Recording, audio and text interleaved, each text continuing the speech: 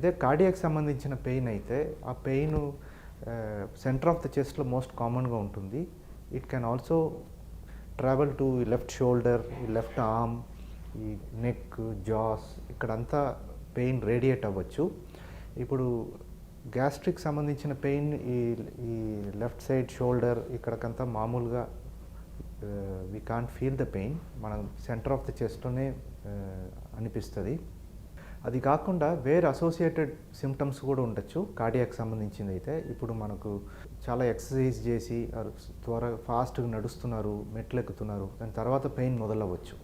అలాంటిది is more likely cardiac and not ulcer problem. ఇప్పుడు ఆ పెయిన్తో పాటు ఆయాసం రావచ్చు, దమ్ము కొంతమంది ఫీల్ చేయొచ్చు, ప్రొఫ్యూజ్ స్వెట్టింగ్, ఇప్పుడు తల నుంచి కాలు వరకు తడిసిపోతారు, గుండె దడగా అనిపించచ్చు. ఈ అన్నీ వచ్చి కార్డియాక్ సంబంధించిన కారణాల వల్ల అని మనం తెలుసుకోవచ్చు. ఏం చెయ్యాలి? ఇప్పుడు సపోజ్ మనకు డౌట్ ఉంది అంటే simplest thing, go to the nearest hospital and get it checked.